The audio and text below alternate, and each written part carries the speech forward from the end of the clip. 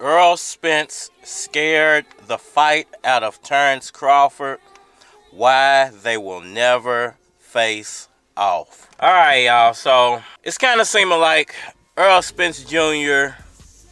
in his last fight versus Udanius Ugas, he changed the whole landscape of the welterweight division. We were all like sold that the Terence Crawford Errol Spence Jr. fight, it had to be next. It had to be the next fight for both of those guys. The fight is too big not to be made. And you couldn't have paid me to believe that the fight would never happen. At this point, I definitely feel Terence Crawford is never going to get into the ring with Errol Spence Jr. And there are a few reasons why I feel that way. Number one, I think the fear of losing, the Mayweather effect on boxing, I think that's real. I think it's a real psychological hurdle for a lot of these fighters to try to get over, because I do feel like a lot of these fighters feel like they can't lose their O. They can't even risk losing the O because of the popularity and because of the way Mayweather built his career. You know, everything was based off of Mayweather's O.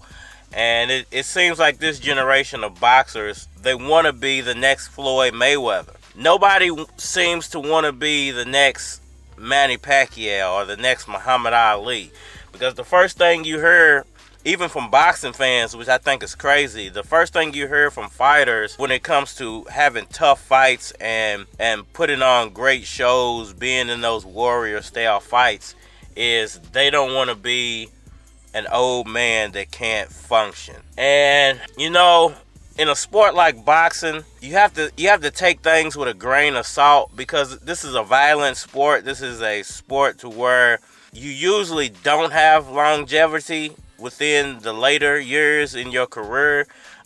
This isn't a sport where you can usually go into your 40s. You know, most people don't even make it past 30 in a sport like boxing or MMA, karate, because they are such violent sports and there are such high probabilities of being injured that a lot of these guys don't want to risk being that next Muhammad Ali.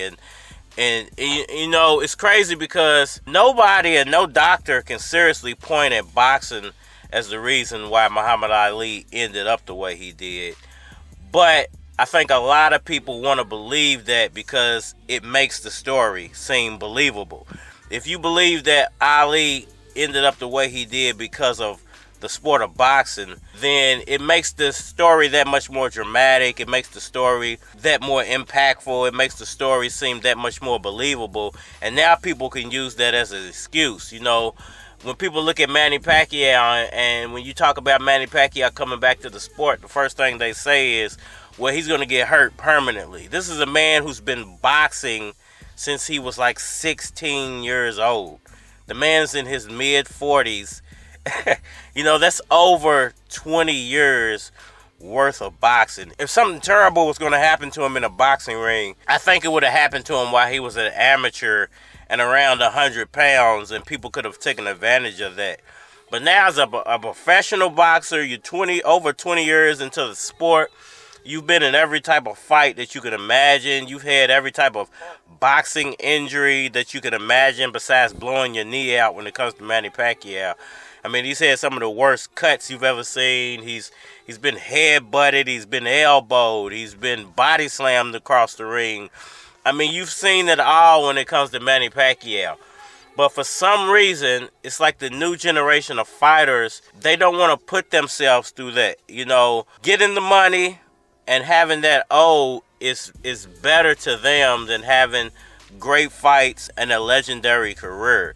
And people talking about you like a legend. I can't point to one fighter in this generation that I feel like is going to be a legend later on in their career. And I know a lot of people, I got a lot of Errol Spence fans, they're going to say, well, Spence is going to be a legend. Spence has done everything to make his name legendary. And I would agree with that, but the problem I think Spence is going to run into is the Terence Crawford fight. If he never gets that fight, if he's never able to prove that he was the best welterweight of this generation, then I'm not sure if Errol Spence ever hits that legendary status. You already have people in the boxing world as far as commentators, and I'm going to say real commentators, not the YouTube commentators, but like people that work for ESPN and Fox Sports and the boxing bloggers and the boxing vloggers and the boxing commentators that have been around for 20 years plus. They're still saying that Errol Spence might not make the Hall of Fame,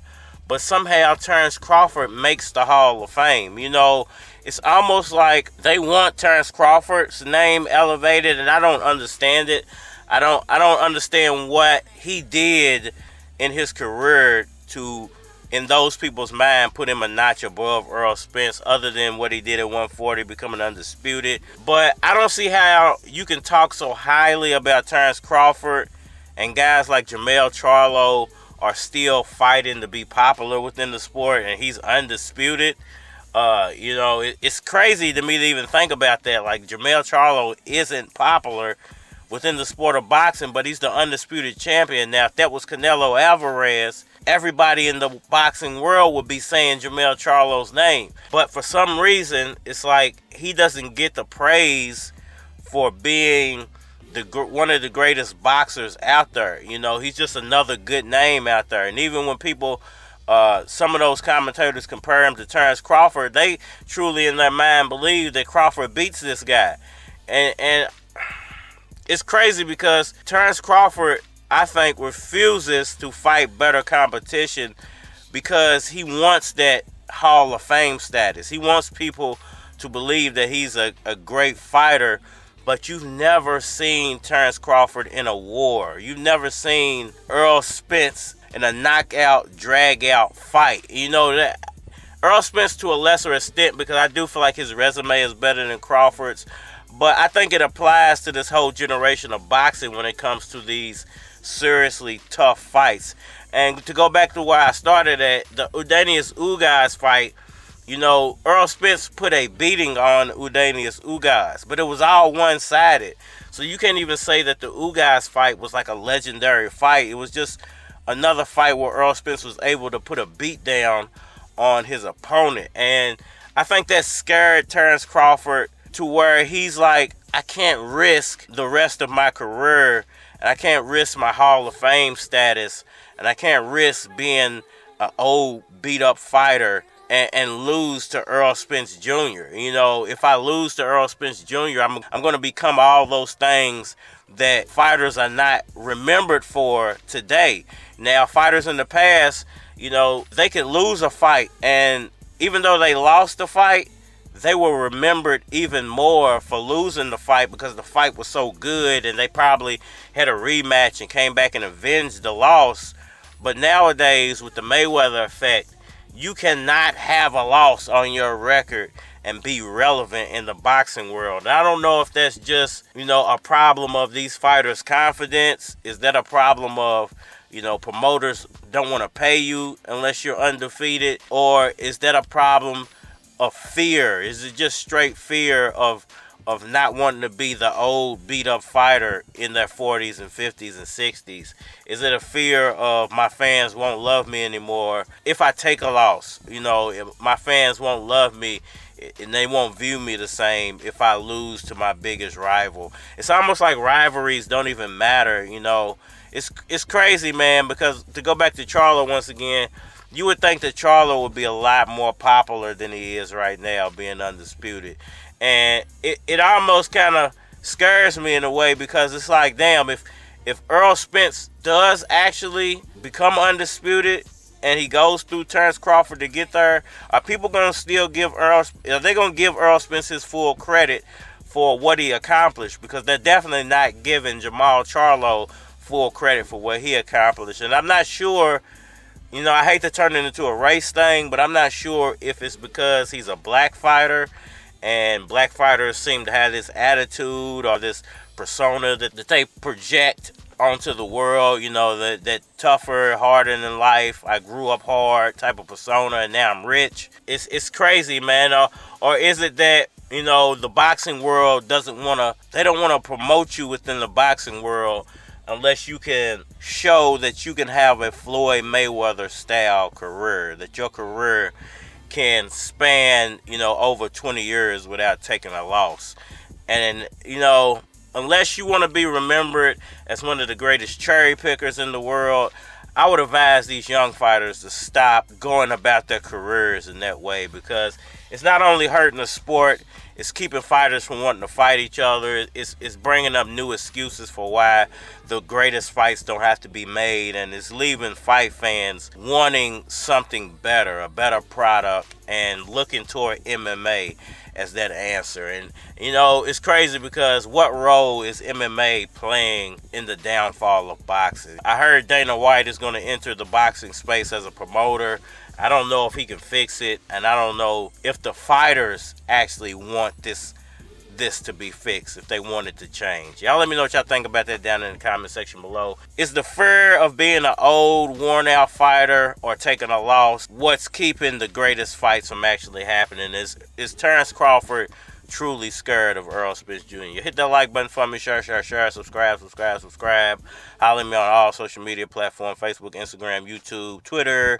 More than likely get a response on the tube. Holler at me over there. We are it's your boy Keys, neighborhood employee. Niggas knew that I was coming with fire. Y'all ain't up to my pie and up under a car. Your head under a tie, it's the S and the I. Player, we supposed to win. I'm in the booth focusing with coke in hand. Dude hate it when you see the chief running in. Ass mouth hurting like his wisdom teeth coming in. Now that's a roundhouse kick. Come round your house, letting rounds out quick. From Newburgh to downtown, it's that Midwest to down south shit. Y'all ain't fucking weed. She chillin', saying tryna put the feel on the mouth. What's good? She nothing, saying tryna show his niggas how to ride.